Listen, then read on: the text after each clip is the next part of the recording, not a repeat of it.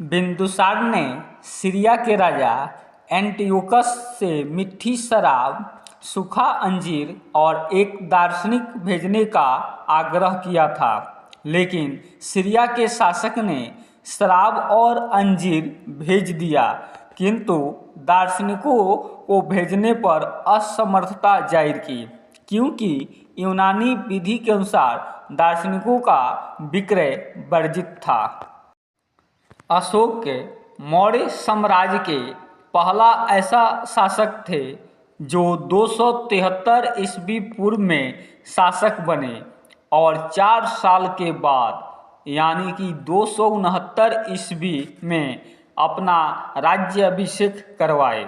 इस सत्ता को पाने के लिए अपने 99 भाइयों को मार गिराया था। कश्मीर में श्रीनगर शहर की स्थापना अशोक ने की। कलिंग का विजय अशोक ने 261 ईस्वी पूर्व में की और इसी युद्ध के बाद उन्होंने बौद्ध धर्म ग्रहण कर लिया और सदा सदा के लिए युद्ध से मुक्ति पा लिया। अशोक को बौद्ध धर्म में उपगुप्त ने दीक्षा दी थी। हालांकि अशोक बौद्ध धर्म ग्रहण करने से पहले भगवान शिव के उपासक थे। तीसरी बौद्ध संगीति पाटलिपुत्र में अशोक के शासनकाल में हुआ था।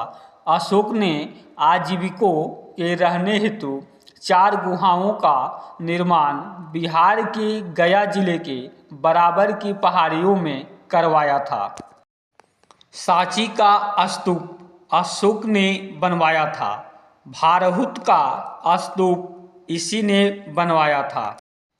धर्म महापात्रों की नियुक्ति अशोक ने कर्तव्य और धर्म का प्रचार करना था और लोगों को बौद्ध धर्म की ओर आकृष्ट करना था।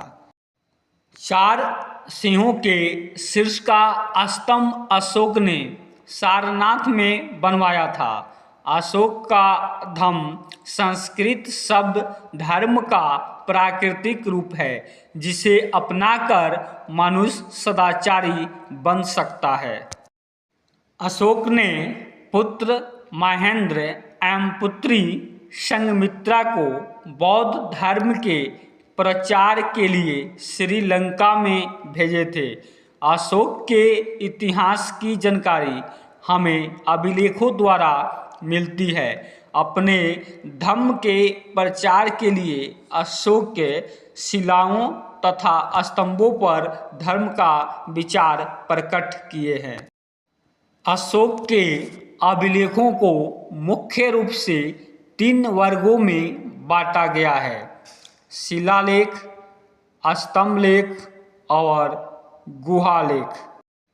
अशोक के अभिलेख ब्राह्मी, खरोष्टी, ग्रीक एवं आरमेइक में लिखे गए थे।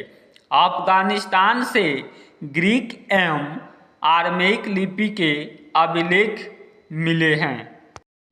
अशोक के 14 शिलालेख है। इसे सर्वप्रथम 1837 ईस्वी में जेम्स प्रिंसेप ने पढ़ने में सफलता प्राप्त की। यह 8 स्थानों में पाए गए हैं। अशोक का गुहालेख गया बिहार के निकट बराबर की पहाड़ियों में है। इन गुहाओं को अशोक ने आजीविकों को दान में दिया था।